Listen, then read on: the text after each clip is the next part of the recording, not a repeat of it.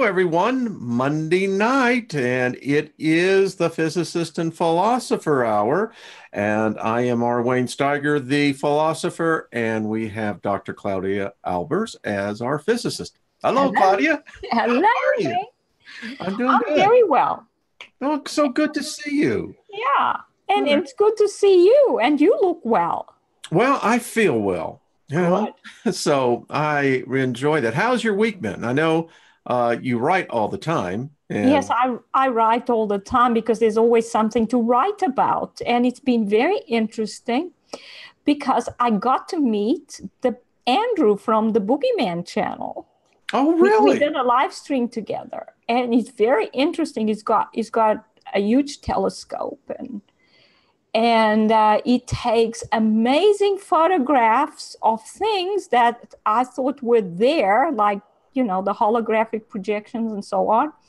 But he catches them all the time. Speaking of that, two things. I want to get something out of the way real quick, Claudia. So with Steve, with Slightly Slanted Truth, I want to share something here with everyone.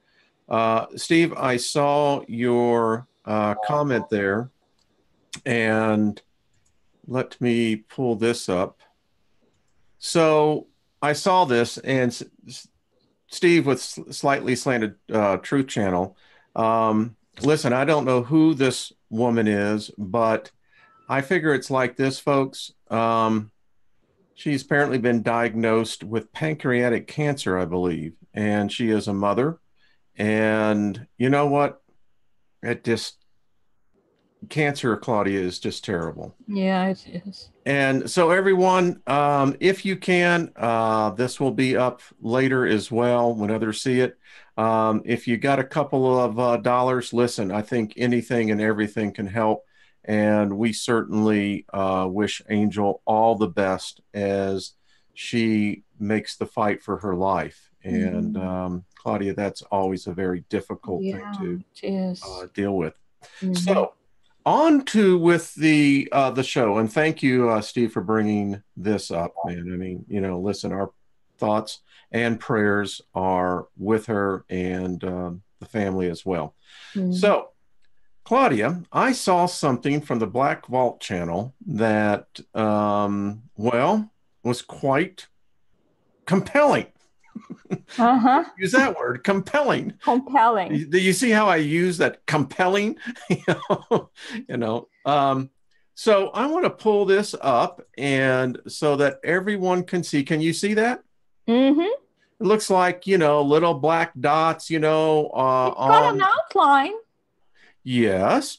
So full credit goes over to the Black Vault channel. Claudia, I want to pull this up for you. Yeah, it's of course a holographic projection of the moon, because I don't think we're seeing the real moon ever anymore.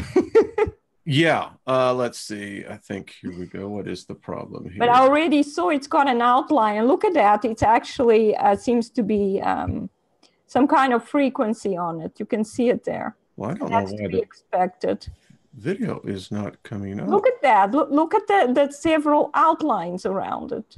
Yeah. Well, this was not what I was wanting. Yeah, it is. So let's get this. This is the actual footage, folks. So, Claudia, let me set the stage. This was taken from Rome, Italy on the 28th of July of this year from an amateur astronomer. And we will let the go. And you can go over to blackvault.com. The case has still not been solved. It's one of these that they're saying looks like the real deal, Claudia. So we'll let it play. Gets a little bit long here, and I'll try to push it up. So here he is. He's coming in, waiting for the moon to fill in into the eyepiece. Interesting picture, isn't it, Claudia? It's very interesting, yes. So it's what you would expect if they do a superimposed lasers on a holographic plate. Well, I think that I still don't know how the moon stays up there. I was up on Sunday morning at 4:20 a.m. and we had a blood moon. Yeah, I And have a lot to write about the moon. I'm going to start on that very soon. And I don't think we're seeing the real moon at all. And one of the things they've done is, if you go to NASA and you look for the orbital parameters, everything's fine the way it's been for centuries, except at the bottom they say, oh, the moon has an orbit that changes its closest distance to the Earth to this, and its greatest distance to the Earth to that. And then if you take those two values and you calculate the eccentricity of the orbit, it's now, instead of 0.05, it's now 0.07, and on the other one's 0.06. The thing is, how would they even calculate the lunar eclipses when you're going to get a blood moon if the moon is now in an erratic orbit? Because that's not even an orbit. You cannot have an orbit of a moon where the eccentricity changes from 0.05 to 0.07 and then goes back to 0.07. That's impossible. well, I think this would be impossible too. I mean, have you seen the craft? It's right here. Oh. And watch it. This is a craft. And now look at what comes through, folks. There's the first one. Watch it. It's not over. It's actually not even moving across the surface of the moon. It's moving through the image of the moon. Watch this, Claudia. My goodness, look at that. They just moving in and out. You see that they superimpose on the hologram of the moon. That's what it is. Because if they were moving across the surface of the moon, they would curve towards the bottom as they follow the surface. They're not doing that. Well, I don't know if it's, I can't see at the bottom, but all I know is that, in my opinion, and it's just my humble opinion, everyone sees something different, but that to me looked like a full-scale armada that was recorded across there. Yeah, it does look, it's probably UFOs, but as you can see, when an object goes down towards the curved part of an object, it would seem to slow down because it's moving across the surface. And it's now, according to where our eye is, where we follow, it would seem to be moving more vertically downward. So it would slow down. So these objects are not moving across the surface of the moon. They're moving. No, and I want to say, this was obviously a fleet that the moon in the backdrop was catching across here. And yes. This is remarkable to me. The thing that, like I said, I was 20 years in the video industry. It's very interesting when you begin to see the autonomous movement of what would be, and I just want to bring to your attention, let me go back here. Could be a whole lot of drones, because the devices we have in the atmosphere would I just don't know what this is right here. This is something moving on the surface of the moon. These, I don't know if we're seeing, because we can't get the space. Is this through a telescope? It is through a telescope. Have you noticed that we are looking at the moon through a telescope and it's not in focus? And no matter how much you try to focus your telescope on it, it's never in focus. You look at the edge of the moon, appears to be more in focus than the front of it. This is another way that you can tell that this is not the real moon. This is a hologram. And no matter how much you try to focus your telescope, it will not come into focus because that's the image itself is like that. I can understand that. This is what amazes me, is the crafts right up here. Watch. Yes. Look at this, folks. This, and look how it's moving into.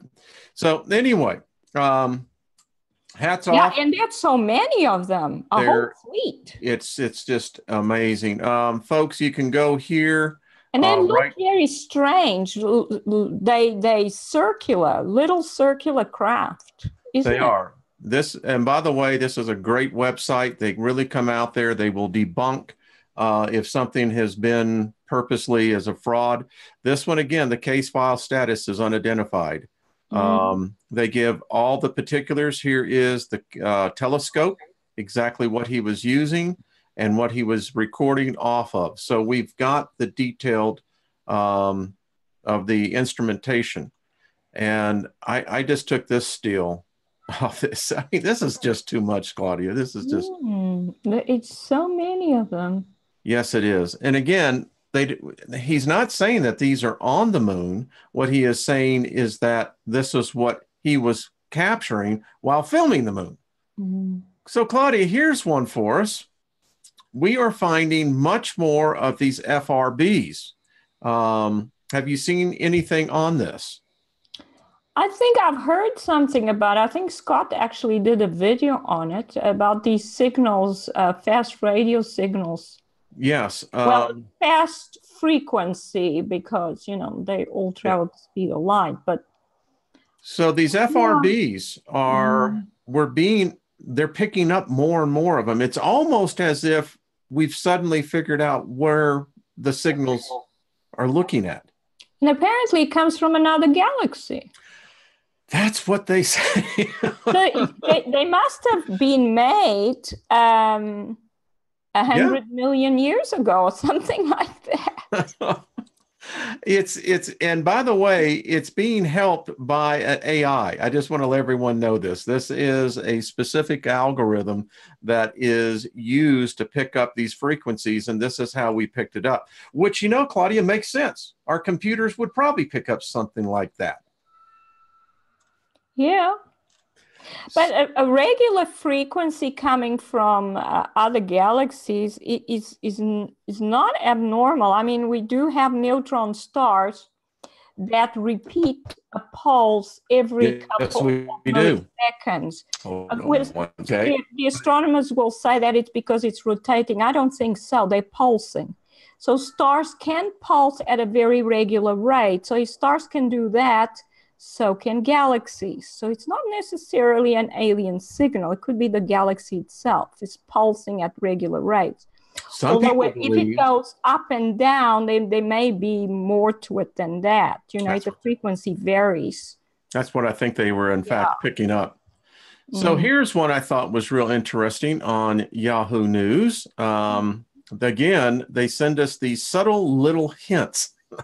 It's not if, it's when. Apparently, the huge electromagnetic storm is going to hit us, Claudia. I just wanted. Yes, very interesting. You do know that in some of my articles I state, and I even show the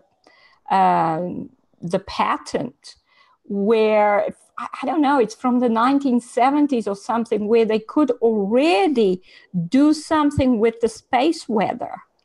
So I think they can create artificial space weather. You know, I just remember the founder of Skunkworks. And when you begin to read what he said, wherever you think we're at, he says, we're 100 years or more ahead. Yeah, and now they're probably even more ahead. Even more. I thought this one is, again, you know, these things seem to come in patterns. U.S. urged to rapidly prepare for electromagnetic pulse attack. Just EMP like you were saying. Yes, you could do that from space, right? Oh, yes. Yeah. You can just explode a nuclear device in the atmosphere. You could also intersect high-power plasma weapons. It doesn't have to be nuclear. They do have these weapons in space. So that they do. You know, when they say, oh, it's so dangerous what North Korea is doing, because they could take a nuclear weapon and explode it in United. Well, excuse me, they have plasma weapons in space. If they wanted to take out their installations, they would have done it already. They could easily have done it. Now, this is what I found very interesting. You and I were talking before we went on.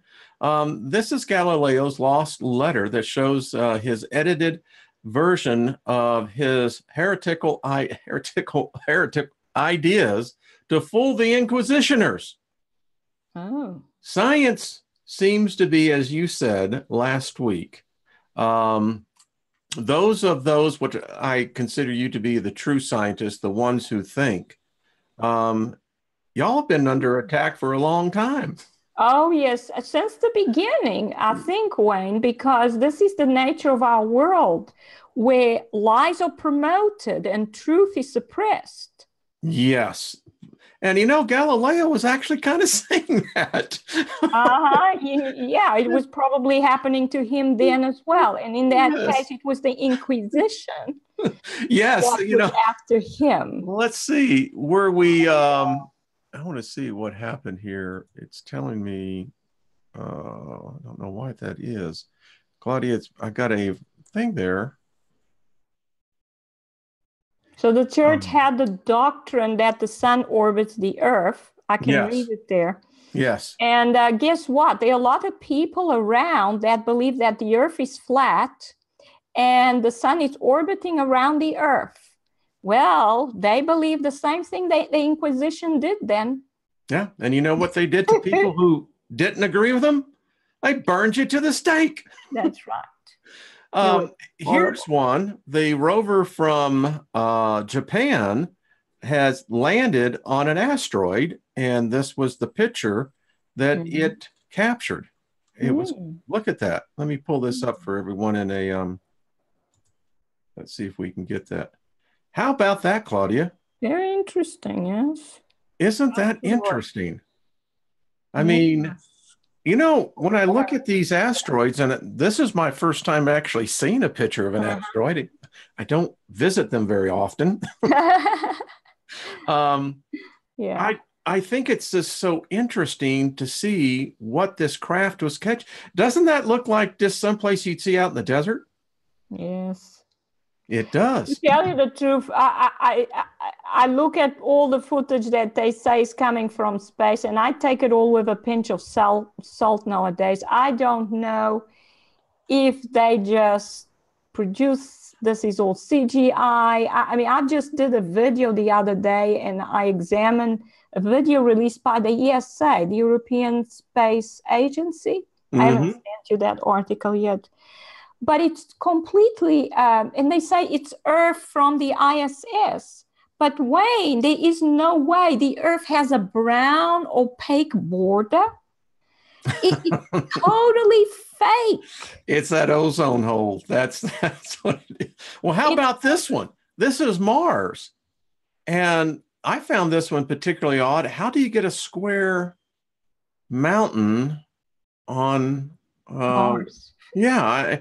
And if wind blows, because we know Mars has very large dust storms, wouldn't that be more cylinder than square? I mean, maybe they have sharp angles. I don't know. No, well, that's probably an old building. That's what it is. Well, those were the articles I had for this week.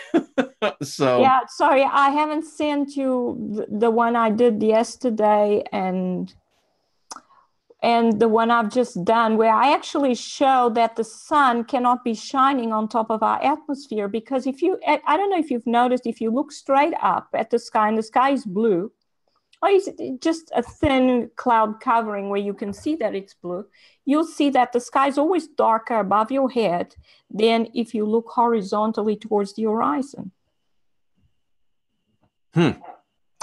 Because I've been noticing that since 2016. And in 2016, it wasn't like that all the time, but now it is.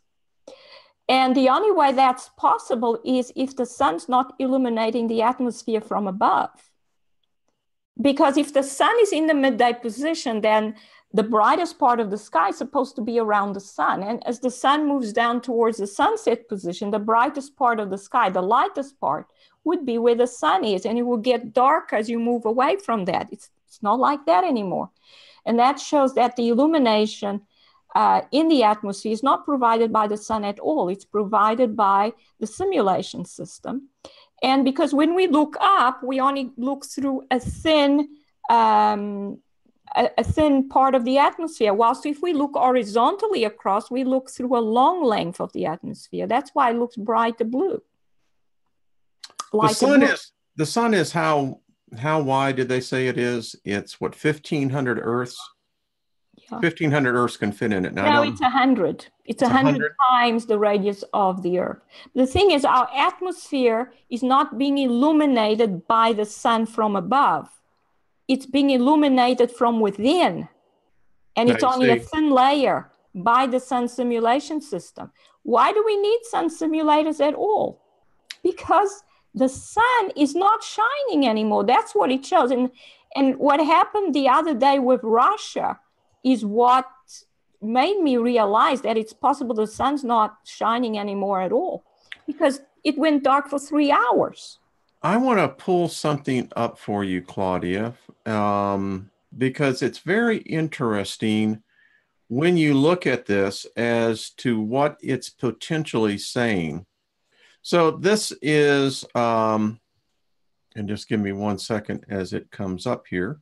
Okay. So as I told you, I'm studying in my channel during the day. We're studying the 7 Hermetic Principles. So when you talk about the sun and the atmosphere, I find it very interesting how the ancients saw the same thing. Do you see where the sun is? Yeah, that's how they saw the sky as a sort of a glass globe around the Earth. This is the flat Earth.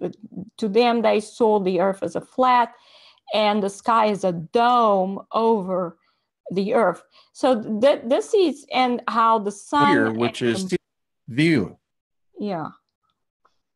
Can you see that? Yes. Would you say my hypothesis is off? What? That this is how they saw it, as a flat Earth and the moon and the sun orbiting around it? Well, I mean, I said that listen, if there was intelligence that was greater than man, think about this. This would be a projection, a holographic projection. Oh, yes, that's absolutely. That's what my point is. Yeah, not the flat Earth crap. I don't want to talk about that. The way I see it, Wayne, is there is a false god that has taken over our planet. And basically, he doesn't have the same control as the creator that created the universe. But what he can do is he can create his own universe, which is the Earth and the Earth's atmosphere, and basically a low orbit. And he can control all that with technological devices. He can create his own sun, his own moon, his own planets. That's his universe. Well, if we're living in this simulator, this, to me, when I saw this and I was putting together my program today, it immediately hit that, well, if you wanted to do a holographic projection, it may, and it's just, no, I'm not saying it is, but it very well could be that this was knowledge known by our ancestors. They just didn't know what to call it. Well, they knew perhaps then that it would be necessary, or those that were giving them the information knew that it would eventually become necessary. I mean, it is written in the scriptures, it's been there for thousands of years, that the sun would eventually go dark. Well, it's not only in the Bible, it is replete in many other, even in the Gnostics books, it talks about the same thing. So it's just the point that when you look at philosophy. I mean, you're right. That thing was like the projection, the holographic projection on the Earth's atmosphere, basically. Yeah? That's what I saw. And again, it's just an interpretation. If you ever go to an art museum, as you know, you can have a classic piece of art. I went to Andy Warhol's museum there in New York City, along with the Guggenheim. By the way, if you're ever in New York City, the Guggenheim. I'd love to go. I love museums, to tell you the truth. I haven't been to any in a long time. In 1993, the Smithsonian Institution was a client of mine. Oh, really? Yeah, I knew Bob Decker. He was the curator. And I got to go in, Claudia, a number of the museums before anyone else. I get there about 6 o'clock in the morning and have 3 hours just to walk around by myself. Wow. Wonderful. It was just me and the guards. So Claudia, you have written some papers this week. Oh, And yeah. I even forget what I've written. I write so many. well, I don't, because I read them. Oh, good. So here we are dealing with Venus. I found this one because Venus has always been, how should we say, an oddity amongst the inner planets. Yes, it is, because it seems to still be settling in as a planet. It's still very hot. And I think we both agree that it was probably a comet not so long ago. Yes, ma'am. Now it's a planet, but it's got a very dense atmosphere.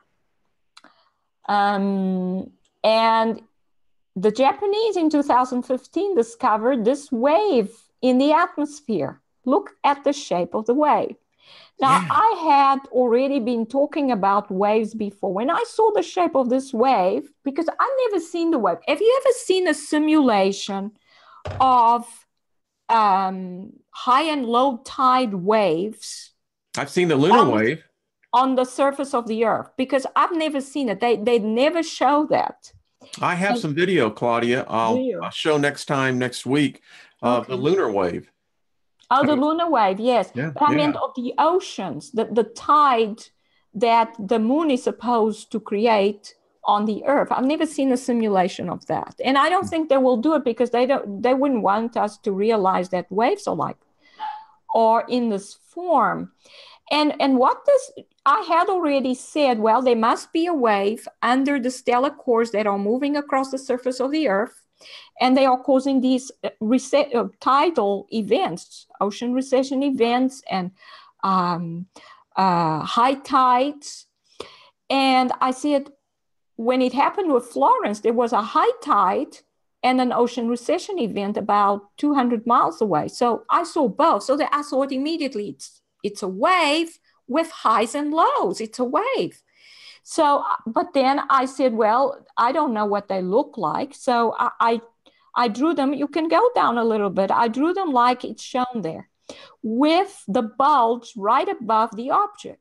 I mean, right below the object, and with the lows on either side. And the low will form a ring all the way around the bulge. Interesting. Because I thought, well, I thought that's the way it was, but I knew that's a wave. It's a stationary wave. It's not moving. And remember, gravity is created by a photon. A photon is a wave in motion. But gravity comes from a photon that's contained inside a particle. So it's frozen in time, contained inside the part. So what do? You get a frozen wave, a stationary wave. That's what gravity is. Would gravity have the same impact on the crest to the valley? Or would there be a variation on gravity? Well, there's one part where it's supposed to be strong, higher, where you get the highest amplitude. That's where the gravity would be strongest. Okay.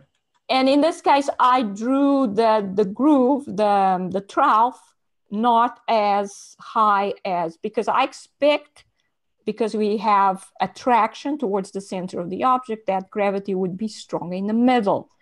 But then I discovered the wave on, and this is basically, if you look from above, this is what you would get. It's a diffraction pattern. It looks like a diffraction pattern with a central maximum. That's where you get the most gravity. And then you get a minimum. That's when gravity reverses. It has to actually reverse for you to get that hollow. Gravity reverses in that region. So where we have the black rings, that's where gravity would reverse direction. You'd be in the opposite direction. Instead of attracting, it will repel. Interesting. You know, I'll just bring this up as the philosopher. You just stated the fourth principle, and that is the principle of polarity. Mm-hmm. And I love how you said that, because gravity would have to have something opposing to it. Opposites are basically the same thing. Yeah, everything in the universe seems to come in opposites. So actually, gravity and electricity oppose each other, and they all wave. So you get ups and downs. So with electricity, you get positive and negative polarity, as you say. You get positive and negative polarity of magnetic fields, and you get positive and negative polarity, as you say, with gravity. But the wave on Venus, as you can see, it has a central minimum.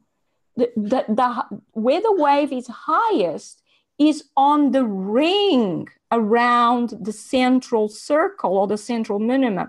So it's more like the water wave that's shown on the left-hand side. So Claudia, I know we're talking in the gravity wave right here, but help me explain the physics, the dynamics of how this can, are we saying that this, obviously we can see the clouds here, that they're going normally, which, well, I think Venus is retrograde.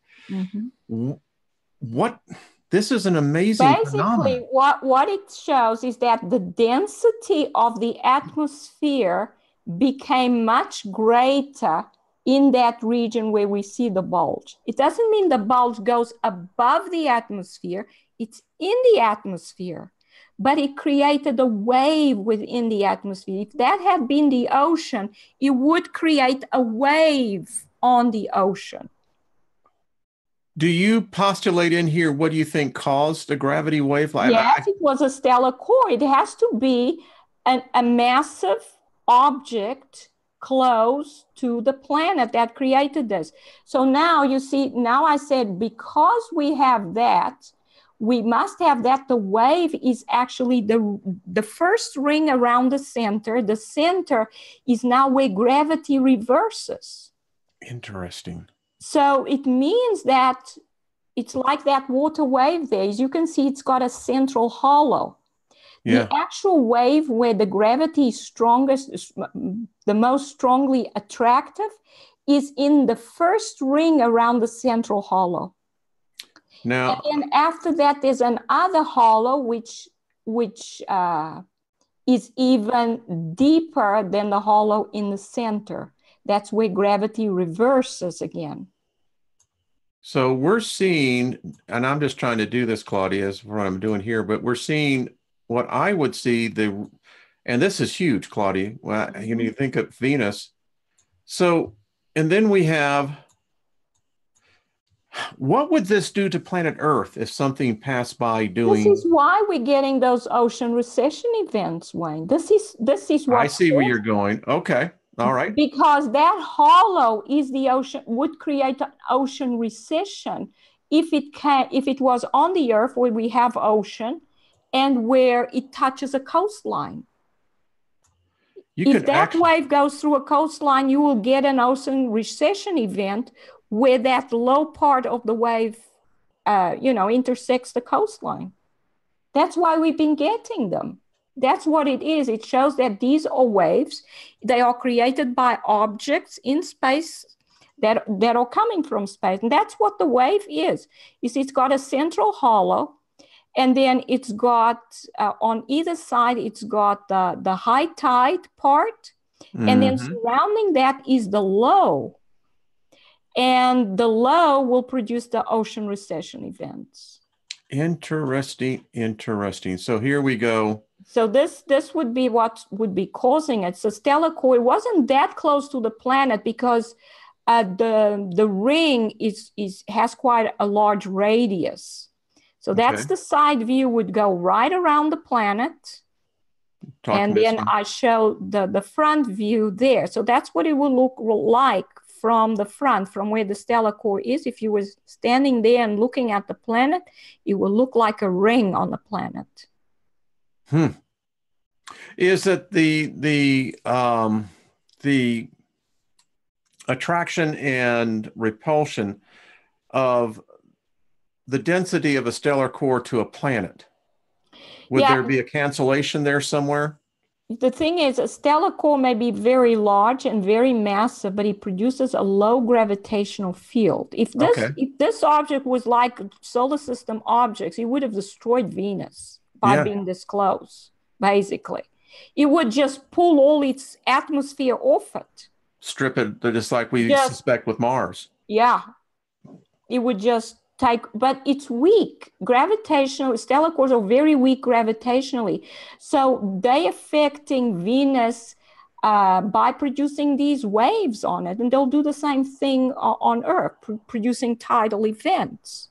You know, this is very interesting, Claudia, because I think we just brought a key point that I think has been the center of a lot of people's trying to think about this. Mm-hmm. They think a large mass has a density of gravity compared to the mass of the object. And I like how you just pointed out, that's not true. You can have a very large object with a very low density or basically low gravitational force. That's right. Interesting. Mm-hmm. See, folks? And it's because they did objects, they're low in energy. Their photon energy is low. And that's what produces an object's ability to interact gravitationally. It's that energy. So they're low in energy, their gravity is low. You know, when I think of your work, when I see programs that talk about when we see novas and we see stars that are exploding, and I often wonder when science will begin to catch up to realize that there are huge, matter is matter. And if it's being flung out from an exploding star, etc., you can't sit there and tell me rationally that you know definitively that there isn't any other mass to that.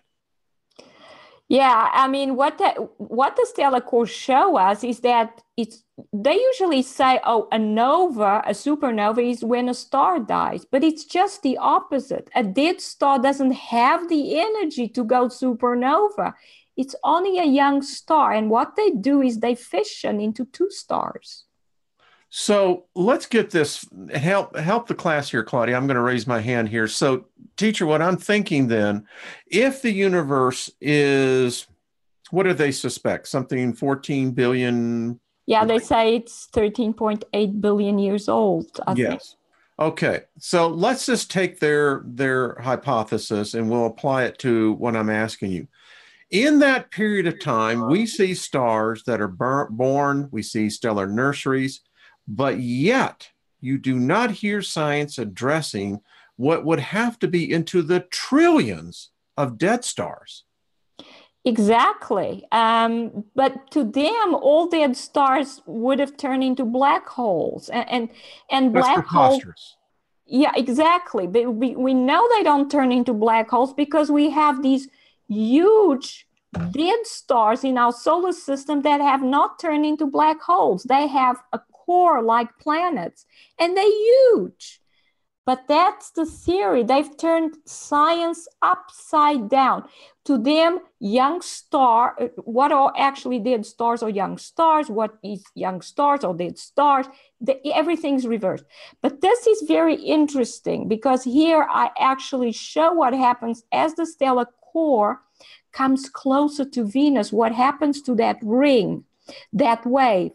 It gets higher, so it gets a higher amplitude, and it gets the radius of it is reduced until what you get is when the object's very close, you get a vortex. Interesting. So these waves turn into vortexes, and this is why vortexes always have a hollow on the inside. Have you noticed that? If you see water draining down the drain in your sink, there's always a hole right through the middle of it. Yes. It's because of the symmetry of the gravitational wave that always has a minimum on the inside at the center. That's very interesting because I know the counter argument to the theory here is that when we see, for instance, now I'm trying to think strands on the sun, and when we see cavitations on the limb of the sun, and yet we can see pictures from Secchi where this cavitation continues millions and millions and millions of miles away. Mm-hmm. Yeah, these plasma connections that these objects are doing are actually gravitational vortices. It's the gravitational interaction that these objects are having with the sun that's causing them to draw material from the sun. And I've shown in other articles that it actually comes from the chromosphere. It comes from the tight vortex comes from below the corona, comes from the chromosphere. And the chromosphere, I believe, is actually in the liquid phase. Now, here's your example here. You were talking about the vortices. Yes. Very interesting. So vortices, this is why hurricanes always have an eye, where you have no circulation of air in the eye. Because a hurricane is a gravitational vortex. And it has a central hollow. That's why it has an eye. So are tornadoes. Tornadoes are gravitational vortices. I'm thinking as above, so below, as below, so above. And they can be generated electromagnetically because you never get electrical without the gravitational. A gravitational interaction will always produce an electric field, an electric potential, and the other way around. So here... Yes. So that means that all planets have to be hollow because whenever a galaxy or a star has a matter creation event where light turns into matter, and that's when the gravitational field starts, the gravity wave will produce a core that will have a hollow in it because that's the way it's shaped. Interesting. So all planets will have hollow centers, and they may have other regions where they have shells where gravity reverses. Listen, I still contend that even that which science says that they have begun to identify and catalog, I still say even that which we've discovered, I think we're going to realize that we didn't discover everything. Yeah, I mean, I'm discovering things all the time. I'm just happy to understand. To me, this understanding that I've now developed of gravity is a very fulfilling for me because I've always wanted to know what gravity was and how it works. And I've now discovered that it's complementary, the electric and the gravitational field. One generates the other and the other way around. It's like a feedback loop. You don't get one without the other. But these objects we have in outer space will produce much stronger effects than can be generated by devices producing the electric effects. They can still generate earthquakes and tornadoes and so on in the atmosphere through applying electric fields. But the objects in space can produce such strong gravitational effects that they will produce associated electric effects that are so strong that the severity of the events they can create can be absolutely cataclysmic and sudden. Claudia, I was just thinking as you were talking, if, let's say, a stellar core was passing over the planet of the Earth, and I wish I'd had that other paper up here because it was, my point is that the Earth acts as a convex lens as we see things out supposedly. So if an object very large was to pass by, it could still be out there a distance, but because of the way that we see through the atmosphere, it would appear to be close, right? Yes, it will appear to look larger to us than it actually. Yeah, it's like your mirror. Objects look bigger and closer than what they really are. Yeah. It's our atmosphere is refractive. But from what they are doing, they're doing everything in their power to hide the presence of these objects. So the only way we get to see that they're out there is through their effects. That's why the ocean recession events are so important. Those can only be created by an object coming from space. There's no other way to create these things. You cannot create them artificially. no matter how strong the electromagnetic fields are that they are creating. This is just outside of what's possible. Would you say that with the approach of Planet X, whatever we want to call that, it seems to be like it has a very large following. And I mean by that, it seems to have a lot of debris and objects carrying with it. Yes, when the thing is, there is an almost unlimited number of these objects that are still outside of our solar system. Because I don't know if if I've explained this to you. I think I sent you the article about the interstellar medium, where the interstellar medium is 30 light years across. So it's 20,000 times larger than our solar system. And our solar system is now contained inside it. And this is actually what the Planet X system is. It must have thousands upon thousands of objects in it. They're all dead. They're all dead stars, dead planets, and dead moons. And I think when our sun was strong, it kept most of them out. And as it got weaker, more and more of them started coming in. So here we see two of these objects that have connected to the Earth. How do we know they are connected? Well, first of all, some people always say these lens flares.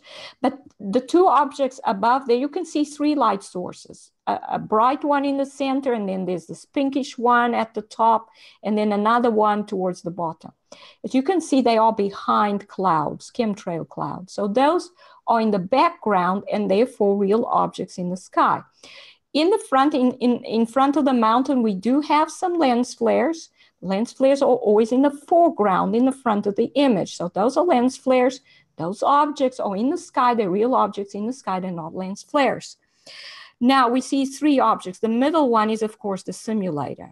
It's white, but the other, and I show below as well that the sun simulator moves across the sky and the two objects stay there.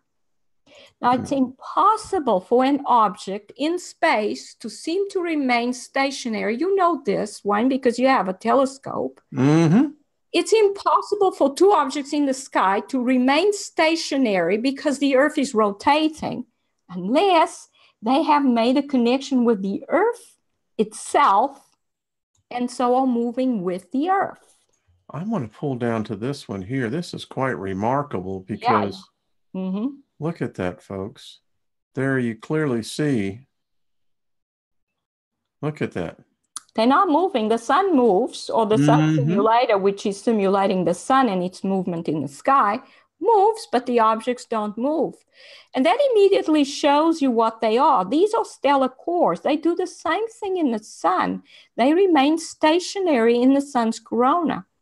And the fact that they haven't moved means they're most likely extremely close to the Earth, probably in the upper atmosphere, in fact. Because when they go into the sun's corona, they basically enter the sun's atmosphere, lower atmosphere. So they would do the same thing with the Earth. These are most likely moon cores, small objects, but they're coming very close to the Earth. And they're making the connection, they're absorbing energy. That's why they're remaining stationary. This is remarkable. Look at this, folks. You can actually see the progression. This is very good work, whoever caught this. Where was it? This was GFP, and I think this is from 2016. Yeah, Kyrgyzstan. Look at that. It's amazing. This is amazing. It really is. I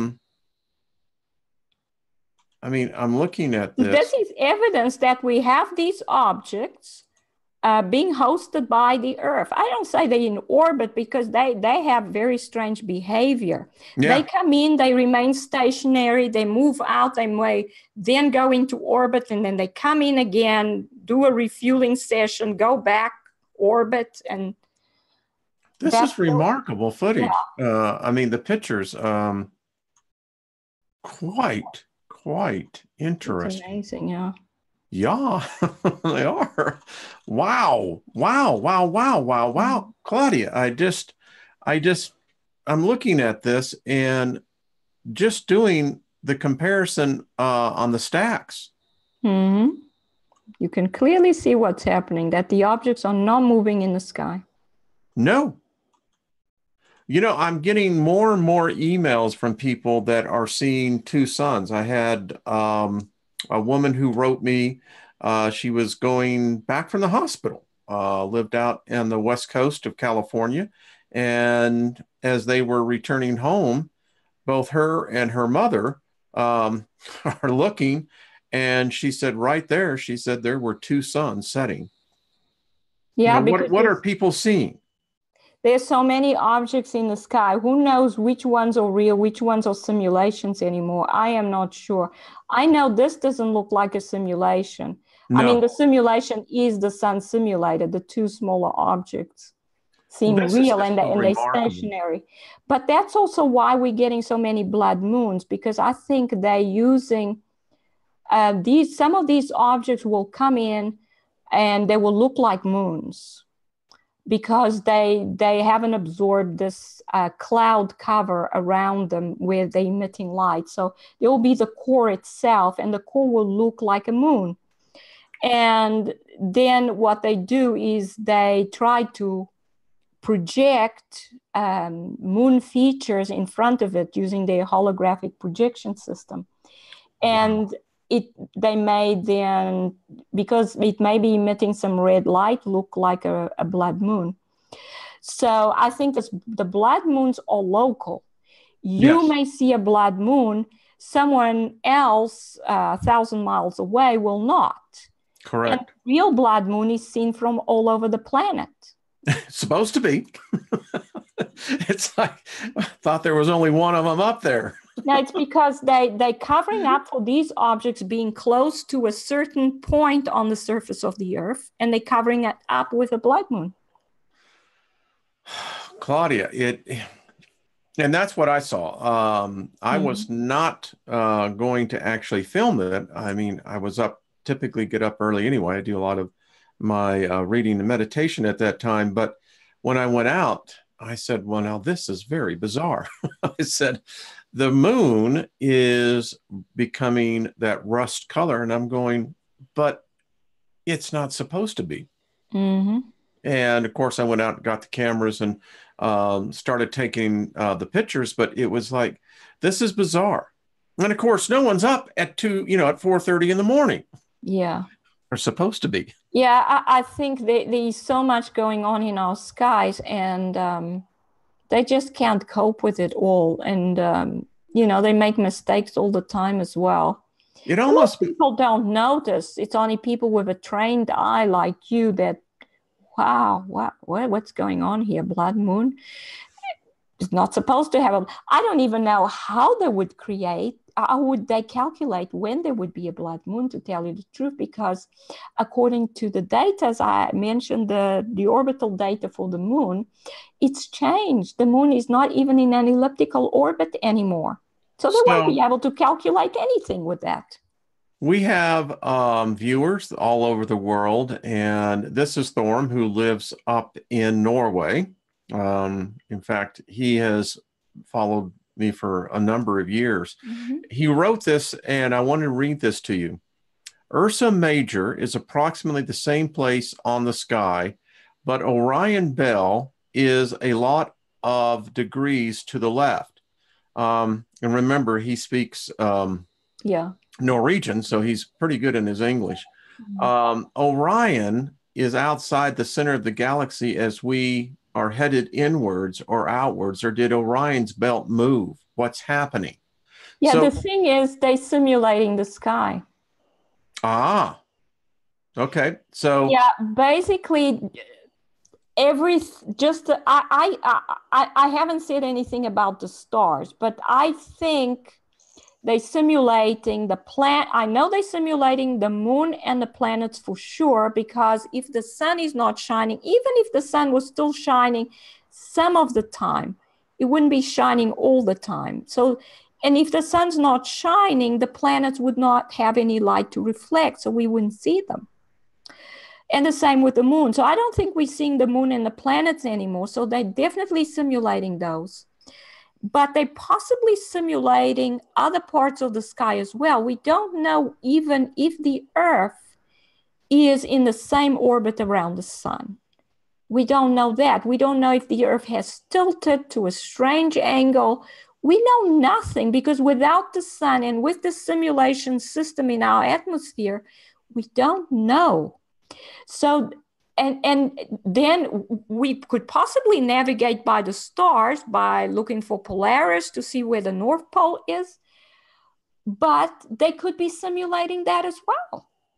They could just put anything they want up there, and we think we're in the right place, we're in the right orientation because Polaris is still up there.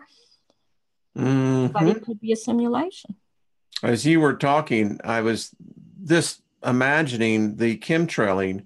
Really, what they're doing, they're gassing us so that when we look up, we don't know what we're seeing, and we'll accept it as, the facts. Mm-hmm. Just the conspiracy. That's right. Yes, that's right. There has to be a reason for all this. Yeah, I mean, the chemtrails are actually producing a type of photographic plate for the holograms. So they can computer generate the hologram, and then they can imprint it on the chemtrail layer they've produced. And I think they will be using sound generation sources, some way of generating sound, because the sound waves will produce areas of high density and low density. So what they do then is produce like a diffraction grating. It's actually a hologram made out of metallic nanoparticles, which they injected into the atmosphere. And then all they do is they shine a laser. They put a lens in front of the laser to spread out the laser. And then they shine the laser onto the hologram, and they produce whatever they want, the hologram, the three-dimensional sky. And they tried to tell me that drugs would ruin my mind. Mm-hmm.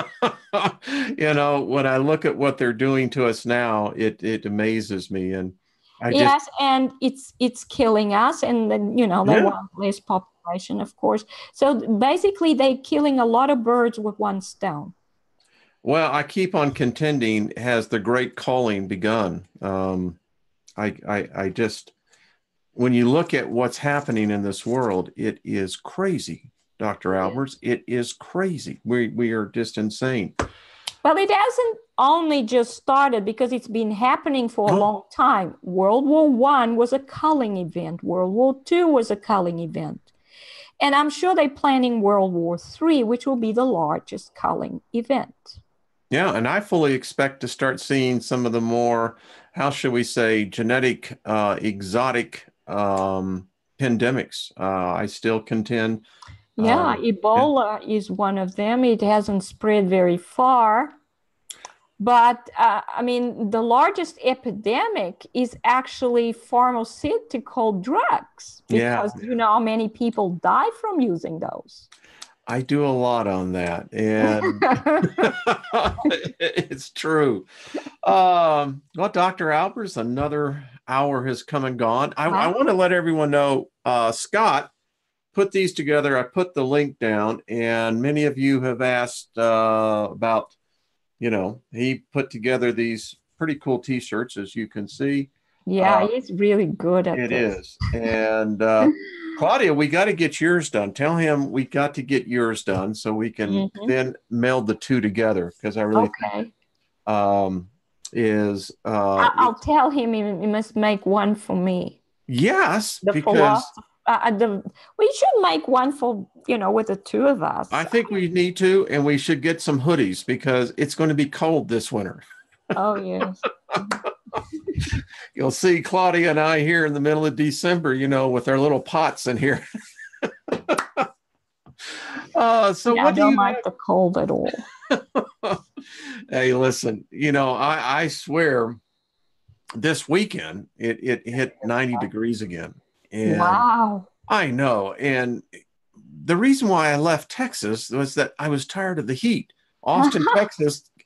I was in Austin, Texas in 1998. And I believe the temperature on Christmas Day hit 91. Wow. And I said, this sucks. So, got something going up here into Denver and moved up here. And now it looks like everyone from Texas is moving up to Colorado. So, Miss Albers, what do you have going on this week over on your station? By the way, folks, I'm going to write some articles about the moon. I did some research on the moon, and I can see that the mess that they've made of the data and all the simulations they have of the moon, it's as if they want people to believe that the real moon is not there anymore, and all there is these moon simulators, that it's always been just a simulator. No. In 1957, they calculated the distance to the moon. They measured it with radar. Yeah. The moon is where it's supposed to be. It's just not visible. Not visible. I tell people it is the most elegant mind coitus of all time. Yeah. Yeah, it is. That's one of my favorite words. Well, Claudia, it's always fun. Yeah, it's lovely, and it goes by so quickly. It does. I can't wait till you do the articles on the moon, and I definitely like to do, pull up some of your articles as well on gravity. Gravity is still one of these ones that, Yeah. When you stop and think about it, you're going, what? Yeah, I mean, the concept is not easy to understand. I guess it's easier for me because I've been thinking about it for a long time. Yeah. How gravity works. And I did, start understanding how it works. And I'm sure I don't know everything yet. There's a lot more to understand about it, but there's a lot I'm happy with the progress I've made. I think you've done very well, madam. Thank you. I think you've done exceptionally well. Folks, make sure to go over there and subscribe to Claudia's channel. She does programs during the week, and she's starting to get very popular, and other people are having her on her channel. So we have a rare opportunity and treat here each Monday night. And I thank you, Dr. Albers. Thank you. I love it, Dwayne. It's nice to do this with you. It's one of my favorite shows to produce, and I enjoy it immensely. Good. All right. Well, give Scott my best, and I will. We will see you next Sunday. Thanks, everyone. All the moderators, Claudette. I saw just a number of people. We had another full house in here again tonight. Wonderful. And if any MFA members watch this, I'll say hello to MFA members. Yes, absolutely.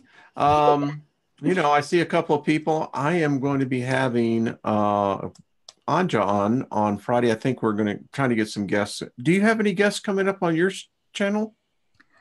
I don't know. I think we had Andrew the Boogeyman on a live stream. I love that. Andrew the Boogeyman. And I think we're going to do one on theirs. Cool. It was a lot of fun, wow. He showed us so much about what the work he's been doing on the moon and all kinds of ISS footage, which is basically a set on Earth. That's where the ISS footage is done.